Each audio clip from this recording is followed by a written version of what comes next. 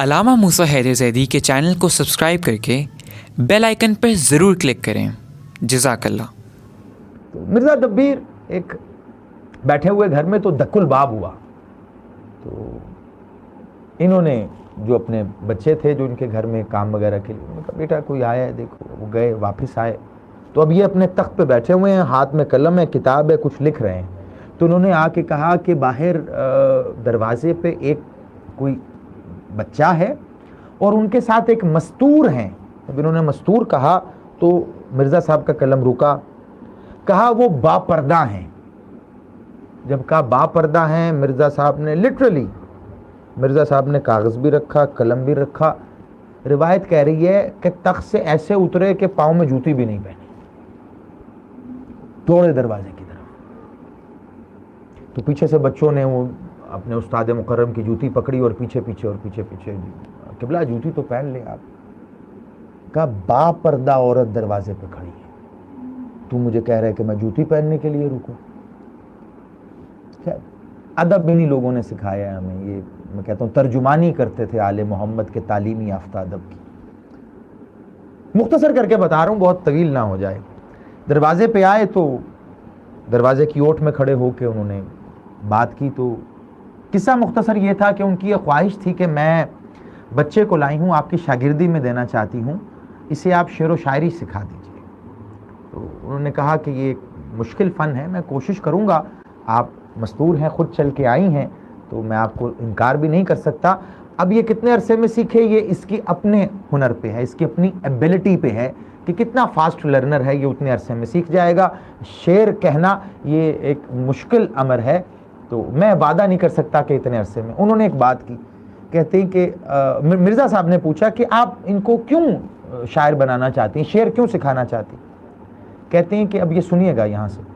کہتے ہیں کہ ہمارے گھر میں کوئی ذاکر حسین نہیں ہے، میں چاہتی ہوں آپ اسے شعر کہنا سکھا دیں تاکہ یہ شعر کہا کرے حسین بادشاہ پر، اور پھر یہ مجلس پڑھا کرے اور ہم سنیں گے. بس جی بات ہی ختم ہوگی. جب یہ کہا انہوں نے کہا جی اب تو میں زندگی لگا دوں گا اس پہ، آپ بے فکر ہو کے جائیے. قصہ مختصر، وہ کوئی ایسا لائق اور ہونہار برخوردار ثابت ہوا کہ جو باقی بچے سالوں میں سیکھ رہے تھے وہ دنوں میں سیکھ رہا تھا. تھوڑا سا ہی عرصہ گزرا، وہ بڑے اچھے انداز میں شعر کہنے لگ گئے.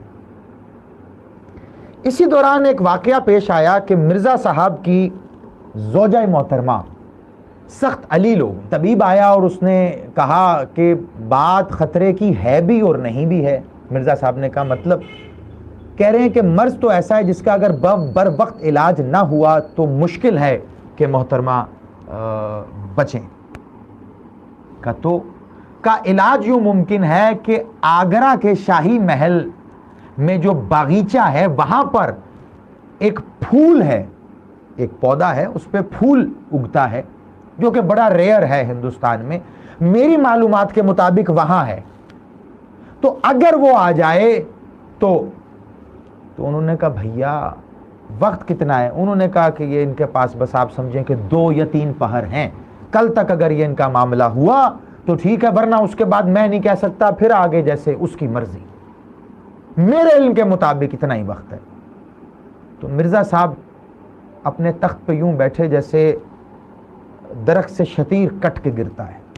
کہتے اس کا مطلب ہے کہ پھر ہماری شریک حیات نہیں بچے گی، کیونکہ یہاں سے آگرہ جانے کی مسافت 2 دنوں کی ہے اور واپس ہی پھر 2 دنوں کی ہے.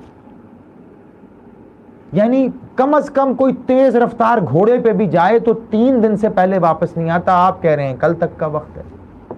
تو یعنی کہ اب یہ ممکن نہیں.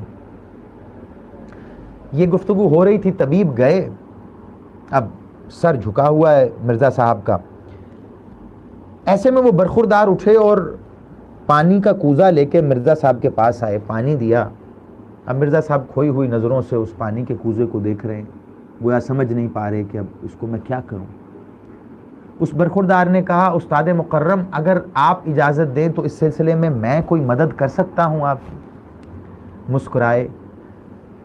باپ ہے نا، استاد باپ کی جگہ ہوتا ہے، شفقت والا ہاتھ بالکل پدر کی طرح اس کے سر پہ رکھا کہ بیٹا تم نے ایسے مشکل وقت میں میری داد رسی کی ہے، مولا تمہیں اس کا اجر عطا فرمائے، لیکن تم بچے ہو، تم کیا کر سکو گے اس سلسلے میں؟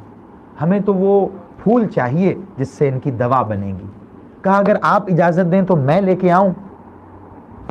انہوں نے کہا بیٹا کوئی بڑا شخص بھی تیز رفتار گھوڑے پہ بھی جائے گا تو 4 دن کی مسافت ہے، 3 دن سے پہلے نہیں آئے گا، بیٹا آپ کہاں جائیے گا، کیسے جائیے گا؟ بچے نے ضد کی، اس کی ضد کے آگے بادل ناخواستہ معاملات بھی ایسے تھے، نہ چاہتے ہوئے مرزا صاحب نے کہا اچھا آپ جائیے، جیسے انسان بس کہہ دیتا ہے کہ بس ابھی بیٹا آپ جاؤ یہاں سے، کہا آپ جائیے۔ اب اجازت کے بنا جا بھی نہیں سکتے تھے، اس لیے جب انہوں نے کہا نا جائیے تو وہ چلے گئے۔ مرزا صاحب اپنے معمول کے کام پہ لگ گئے۔ 1 پہر گزرا تھا کہ وہی بچہ واپس آیا۔ مرزا صاحب نے کہا ہاں بیٹا سبق تیار کر لیا؟ کہا کہ نہیں استاد مکرم سبق تو تیار نہیں کیا۔ کہا کیوں، کیا ہوا؟ کہا آپ نے بھیجا تھا نا مجھے تو میں اسی کام سے گیا تھا۔ کہا کیا مطلب؟ اب جو اس نے اپنی جھولی کھولی تو اس میں وہ پھول تھے۔ کہا میں یہ لینے گیا تھا۔ مرزا صاحب حیران پریشان، کہا بیٹا یہ تم کہاں سے لائے؟ کہا آپ ہی نے تو کہا تھا آگرہ کے شاہی محل کے شاہی باغیچے میں، تو میں لے آیا۔ اب خیر وقت کم تھا، مرزا صاحب نے مزید کوئی بات نہیں کی، طبیب کو بلا بھیجا، وہ پھول دیے، دیکھ کے وہ بھی حیران ہوا، لیکن بات پھر وہی کہ وقت نہیں تھا، ان کی دوا بنی، کھلا دی۔ جب یہ معاملہ ہو گیا، رات کے پچھلے پہر تہجد کے وقت مرزا صاحب نے اس برخوردار کو اپنے پاس بلا لیا کہ بیٹا تم نے ہم پہ احسان کیا وہ باقی رہے گا۔ کہا نہیں آپ ہمارے استاد ہیں، ہمارے باپ کی جگہ ہیں، کوئی احسان نہیں، سنیے گا۔ کہا نہیں بیٹا جو تمہارا فرض تھا تم نے اس سے بڑھ کے کیا، لیکن اب اگر میں تم سے خود باپ اور استاد ہونے کے لحاظ سے اپنا حق مانگوں تو دو گے؟ وہ آگے بڑھا، پیروں پہ ہاتھ رکھے، کہا آپ استاد ہیں، میرے باپ کی جگہ ہیں، آپ حکم کریں۔ اگر ایسا ہے تو پھر مجھے بتا تو کون ہے؟ اب بچہ 3 قدم پیچھے ہٹا، کہا کیا مطلب؟ آپ تو مجھے جانتے ہیں۔ کہا میں جانتا ہوں تجھے لیکن پہچاننا چاہتا ہوں، بتا کون ہے تو؟ کیونکہ جو کام آج تو نے کیا ہے یہ کسی انسان کے بس کی بات نہیں ہے، یہ انسان نہیں کر سکتا، اب بتا کون ہے؟ اب کیونکہ حوالہ ایسا دیا تھا اور اپنے استاد ہونے کا حق مانگا تھا، کہا مجھے منع کیا گیا تھا کہ نہ بتاؤں، لیکن آپ کی اس بات کے آگے اب میرا زور و بس نہیں چلتا۔ کہا پھر بتاؤ کون؟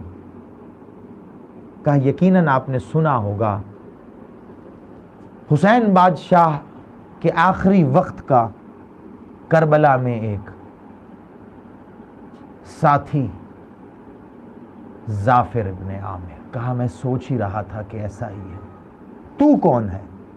کہا میں ان کا پوتا۔ ساری رات بیٹھے رہے۔ مرزا صاحب نے کہا یہ احسان تو نے کر دیا، لیکن دیکھ تیری ماں آئی تھی تجھے لے کے یہ کہنے کے لیے کہ ہمارے پاس کوئی ذاکر حسین نہیں ہے، ہم چاہتے ہیں کہ بزم سجے، بیٹا میرا ذکر کرے، آپ شعر کہنا سکھا دیں۔ کیا تجھے شعر کہنا آ گیا؟ اب تو حسین بادشاہ پہ شعر لکھتا ہے۔ اب میں تجھ سے اس کا بدل مانگتا ہوں کہ جو تجھے حسین پہ شعر کہنا میں نے سکھایا ہے، مجھے اس کی قیمت چاہیے۔ کہ مرزا صاحب اس کی قیمت تو کائنات بھی سمٹ جائے نا اگر، اور ایک مٹھی میں آ جائے اور مٹھی میں آپ کے ہاتھ پہ رکھ دوں تو نہیں ہو سکتی۔ کہا ہاں نہیں ہو سکتی، بالکل نہیں ہو سکتی، مگر یہ کہ کوئی شاید میں خود تجھ سے مانگ لوں، پھر تو ہو سکتی ہے۔ کہا ہاں استاد مکرم پھر ہو سکتی ہے۔ کہا تو پھر میں تجھ سے اس کا بدل یہ مانگتا ہوں کہ مجھے ظافر سے ملوا۔ بچہ چلا گیا۔ کہا مجھے اس کی اجازت لینی پڑے گی۔ کہ جب تجھے اجازت ملے، اب واپس تبھی آنا جب تجھے اجازت ملے۔ اب استاد کا فراق تھا۔ 3 دن وہ بچہ واپس آیا اور آ کر کہا کہ یہ آنے والی منگل کو عصر اور مغرب کے وقت کے بیچ آپ نے میرے ساتھ چلنا ہے۔ مختصر کر رہا ہوں، وہ دن آ گیا، وہ گھڑی آ گئی، وہ بچہ آیا، جناب ظافر کا پوتا۔ مرزا صاحب کو اپنے ساتھ لے کر ایک خاص جگہ پہ آ کے اس نے کہا کہ استاد مکرم ہے تو گستاخی لیکن اس کے بنا چارہ نہیں ہے. کہا کیا؟ کہا آنکھیں بند کر لیجئے اور جب تک میں کہوں نا آنکھیں مت کھولیے گا. مرزا صاحب نے آنکھیں بند کی. کہتے مجھے یوں لگا جیسے میں نہیں چل رہا بلکہ زمین میرے پیروں کے نیچے چل رہی. کہتے اس بچے کی آواز آئی استاد مکرم اب آنکھیں کھول لیجئے. کہتے میں نے آنکھیں کھولی. بیابان ویرانہ دور دور تک خوک عالم، ریگستان ہے یا چٹیل میدان ہے لیکن ویرانہ ہی ویرانہ ہے. کہتے جب آنکھیں کھولی تو میں نے اس سے مخاطب کر کے کہا کہ میں نے تو تجھ سے کہا تھا کہ مجھے ظافر سے ملنا ہے، وہ کہاں ہے؟ کہتے اب جب بچہ پیچھے ہٹا نا اس نے اپنی دائیں جانب اشارہ کر کے دور ایک سوکھا درخت تھا، سوکھ چکا تھا، ایک سوکھا درخت تھا. اس درخت کے ٹیک سے اپنے گھٹنوں پر سر رکھے کوئی بیٹھا ہوا تھا. مرزا صاحب کہتے ہیں کہ میں نے دھیرے دھیرے چلنا شروع کیا اس کی جانب. وہ لڑکا میرے ساتھ آگے نہیں آیا لیکن جب میں دھیرے دھیرے چلتا ہوا اس سوکھے درخت کے تنے کے قریب آتا گیا نا، ابھی قریب پہنچا نہیں ہوں، ابھی چند فاصلوں پہ ہوں تو مجھے آواز آنا شروع ہوئی اور وہ آواز انہی کی تھی جو اپنے گھٹنوں پہ سر رکھ کے بیٹھے ہوئے تھے. کہتے جو میں قریب آیا اب مجھے سمجھ میں آنا شروع ہوا وہ آواز کسی اور کی نہیں ظافر کی تھی اور وہ کچھ اور نہیں کہہ رہا تھا، ایک ہی لفظ دہرا رہا تھا، یا حسین یا حسین ہائے حسین. کہتے میرے تیز قدم جو جذبات میں تیز تھے حسین کا نام سن کے وہ لرزنے لگ گئے. کہتے لیکن میں قریب ہوتا رہا کیونکہ میرے پیش نظر وہ سب کچھ تھا. میرا دل آج کہہ رہا تھا آج میں ظافر سے سب کچھ سن لوں گا. سننا جس نے سوال کیا تھا یہ سارا اجر و ثواب اس کے نام سن لو، اس سے زیادہ تفصیل سے کیا بتاؤں تجھے. کہتے میرے اب لرزے ہوئے قدم دھیرے دھیرے جب اس کے قریب آنا شروع ہوئے نا تو اس کے پاس آ کے میں کھڑا ہوا. ابھی مخاطب نہیں کیا میں نے. کہتے ایک بار میرے مخاطب کرنے سے پہلے انہوں نے اپنے دونوں زانوؤں سے اپنے چہرے کو اٹھایا تو کہتے مجھے معلوم نہیں ہو پا رہا تھا آنکھیں ہیں یا لہو کے دیے ہیں. وہ آنکھیں بتا رہی تھیں کہ ہم 1400 سال سے تھمی نہیں ہیں. مکالمہ کافی طویل ہے یہاں مرزا صاحب کا اور جناب ظافر علیہ السلام کا. میں سارا نہیں سنا پاؤں گا تمہیں، نہ مجھے سنانا مقصود ہے نہ تم سن پاؤ گے، لیکن وہ ایک لفظ سن لو جس کے لیے کہا بھی گیا. مرزا صاحب کہتے میں ظافر کے سامنے بیٹھ گیا زمین پہ. کہتے مجھے نہیں پتا کتنی دیر گزری ہے کہ ظافر مجھے دیکھتے رہے، میں ظافر کو دیکھتا رہا. نہ ظافر نے مجھے کچھ کہا نہ میں نے ظافر کو کہا. ایک بار وہ کہتا تھا ہائے حسین، ایک بار میں کہتا تھا ہائے